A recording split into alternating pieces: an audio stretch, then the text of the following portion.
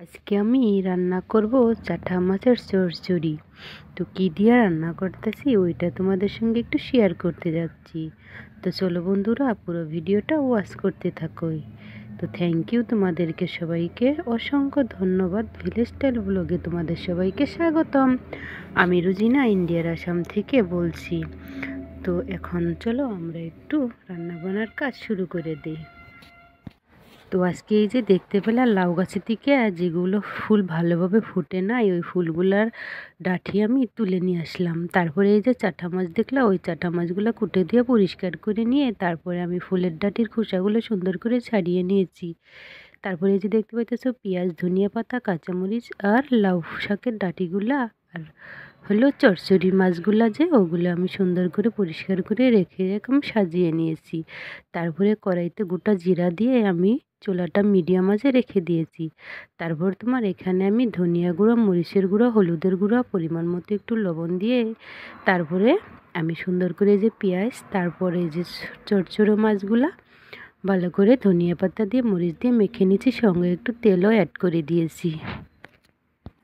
তো এখন আমি মাখানো হয়ে গেলে তারপরে কড়াইতে আমি ঢেলে দিলাম। ঢেলে দিয়ে আমি একটু নেড়াচেড়া করে তারপরে একটু আমি অল্প টাইম আমি এটা রেখে দিব, যতক্ষণ না আমার মশলাটা একটু কড়াইতে আঠালোভাবে লেগে ধরেছে ততক্ষণ আমি একটু জাল দিয়ে দিব। লা লা লা লা লা লা লা লা লা লা লা হো হো হো হো। এদিকে আমি জাল দিতে দিতে তারপরে তোমার এই যে পানিটা শুকিয়ে তারপরে কিন্তু মশলাটা একটু ভাজা ভাজা করে কড়াইতে যখন লেগে ধরেছে তখনই আমি একটু নাড়া দিয়ে দিলাম।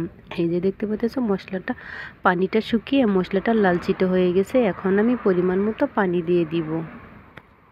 তো পরিমাণ মতো পানি দিয়ে দিলাম। পানি দিয়ে একটি নাড়া দিয়ে সুন্দর করে ঢাকনা দিয়ে ঢেকে রেখে দিয়ে আমি 2 থেকে 3 মিনিট পর আবারও চলে আসলাম। দেখবো আজকে রান্নাটা কেমন হলো।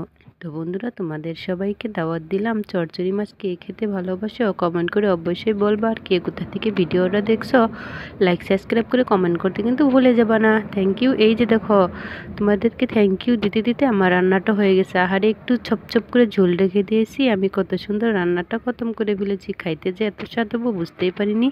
খাইতেও কিন্তু অনেক স্বাদ হয়েছে। তো থ্যাংক ইউ সো মাচ যারা পুরো ভিডিও ওয়াচ করলা। আশা করছি পাশে থাকবে। এবার আমি খেয়ে দেখবো কেমন স্বাদ হইলো। তো বাটিতে একটু বেড়ে নিয়ে তারপরে আমি থালিতে কটা ভাত নিয়ে চলে আসলাম আমি আমার খাওয়ার টেবিলে। তারপরে কিন্তু আমি খাওয়া শুরু করে দিলাম। বাট থালাতে ভাত নিয়ে তারপরে বাটিতে থেকে সবজি নিয়ে চচ্চড়ি মাছের লাউ শাকের ডাঁটি, চাটা মাছের চচ্চড়ি, এত স্বাদ। এবার আমি বুঝতে পারলাম আমিও রোজ রোজ রান্না করে খাবো। চাটা মাছ পাইলে আমি কিনে নিয়ে আসবো। বাবাই, টাটা, টেক কেয়ার। সবাই নিজের খেয়াল রাখো। Thank you so much. দেখা হবে পরবর্তী ভিডিওয়। আল্লাহ হাফিজ।